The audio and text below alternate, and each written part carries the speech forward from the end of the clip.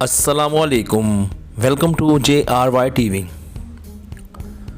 घर में दाखिल हुआ तो देखा बीवी बैठी रो रही है। क्या हुआ, मैंने पूछा। ये आंखें क्यों लाल कर रखी हैं, सब खैरियत तो है ना आज? उस कमीने ने बीवी के कहने पे उस बुढ़िया को फिर मारा है। वो फिर हिचकियों से रोने लगी। तुम्हें क्या, वो उसकी माँ है, तुम्हारी नहीं। और फिर बुढ़िया ज़ुबान चलाती होगी, बहू के मामलात में दखल देती होगी। मैंने उसका गम गलत करने के लिए कहा। ज़ुबान चलाती होगी, मामलात में दखल देती होगी। आपको कुछ पता भी है? उस बेचारी को फालिज है, उठने बैठने के लिए सहारे की मोहताज है, अटक अटक कर अपनी बात पूरी करती है। बीवी ने तलखी से जवाब दिया, पहले तुमने कभी बताया नहीं कि उसको फालिज है। मैंने अनजान बनते हुए कहा, 1000 दफ़ा तो बताया है, मगर आपको कपड़ों के अलावा कुछ याद रहे ना? बीवी बोली, अच्छा छोड़ो, हम कर भी क्या सकते हैं। मैंने मौजू बदलने की कोशिश की। मेरा दिल करता है कि बुढ़िया को अपने घर ले आऊं कुछ दिनों के लिए। मेरी बीवी ने कहा। क्या क्या क्या कहा? पागल हो गई हो? पराई मुसीबत अपने गले डालोगी? मुझे उसकी सोच पे गुस्सा आ गया। सिर्फ हफ्ते भर के लिए, उसने मेरे गुस्से को नज़रअंदाज करते हुए कहा। शायद वो पहले से ही सब प्लान बना के बैठी थी। नहीं नहीं, ये नामुमकिन है। और फिर वो क्यों देने लगा अपनी माँ को? मैंने कहा। उसकी बीवी कई मर्तबा कह चुकी है कि बुढ़िया कहीं दफ़ा तो हो नहीं सकती, कुत्ते की सी जान है, मरती भी नहीं।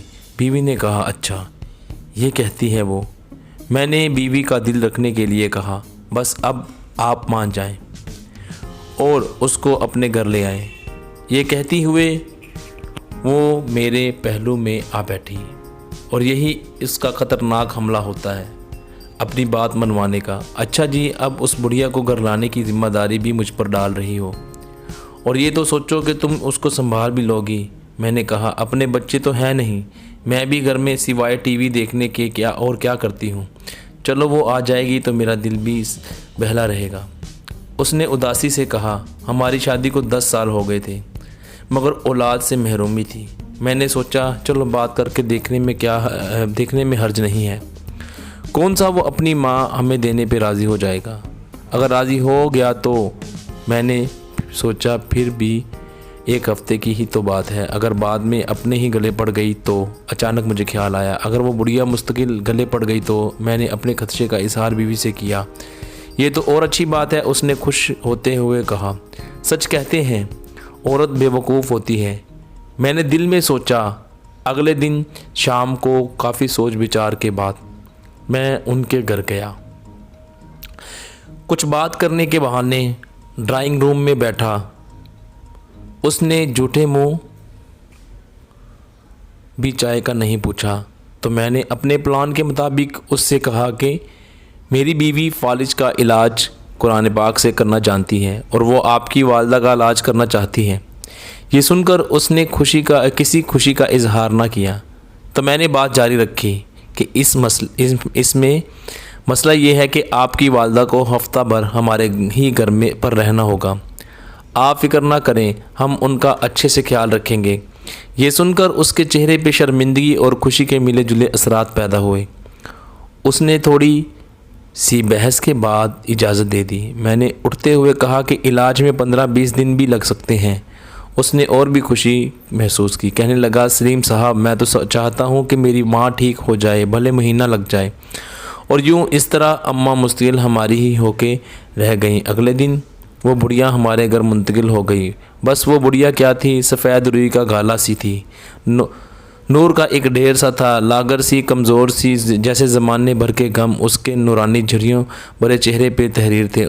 आँखों के बुझते चिराग, कपकपाते होंठ, मुनासिब खुराक और देखभाल ना होने की वजह से हालत और ज़्यादा ख़राब थी। मेरी बीवी तो तन मन धन से उसकी सेवा में जट गई।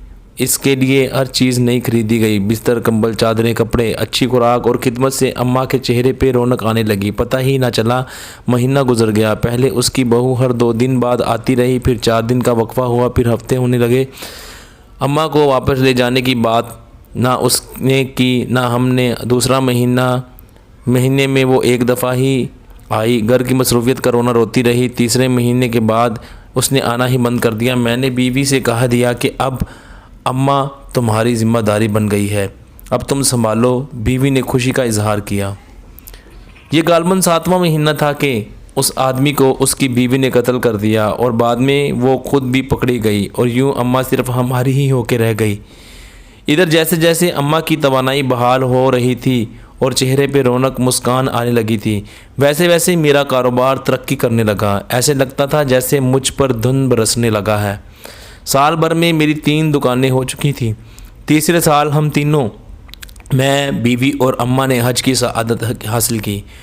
گلستان جوہر میں 500 گز کا بنگلہ خرید کر وہاں شفٹ ہو گئے۔ اماں ہمارے ساتھ 7 سال رہی۔ ہر پل ان کا ہمیں دعائیں دیتے گزرتا اور ہم میاں بیوی خوشی سے پھولے نہ سماتے۔ عجیب کرامت یہ ہوئی کہ اماں کی برکت اور دعاؤں سے اللہ رب العزت نے مجھے اولاد سے نوازا۔ آج وہ ہمارے درمیان نہیں، مگر ان کی کمی شدت سے محسوس ہوتی ہے، جیسے کوئی اپنا کہیں کھو گیا ہو۔ ہم نے بھی کبھی ان سے ان کا نام تک نہ پوچھا، بس ان سے ایک خلوص کا رشتہ تھا۔ پچھلے دنوں میری بیوی بہت خوش تھی۔ وجہ پوچھی تو کہنے لگی، میں نے ایک خواب دیکھا ہے۔ کیسا خواب؟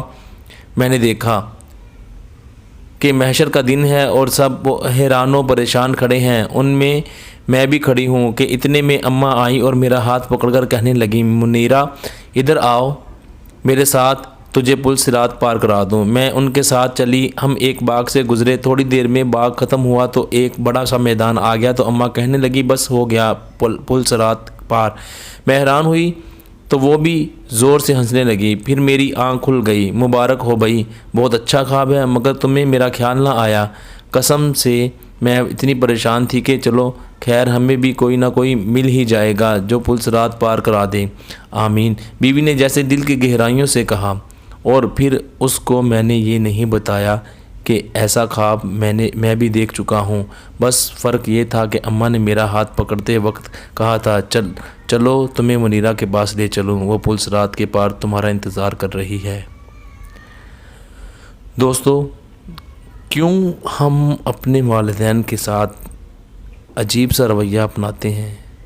دیکھیں، ماں کسی کی تھی لیکن ان کا بیڑا پار ہونا تھا۔ ان کے دل میں ترس آیا اور انہوں نے ان کو اپنا لیا، اور اس کا فائدہ یہ ہوا کہ وہ مالدار بھی ہو گیا، اس نے حج بھی کر لیا، اس کو اللہ تعالیٰ نے اولاد بھی دے دی، اور سب سے بڑی بات یہ کہ خواب میں یہ خوشی کی بشارت بھی دی گئی، یہ بشارت بھی دی گئی۔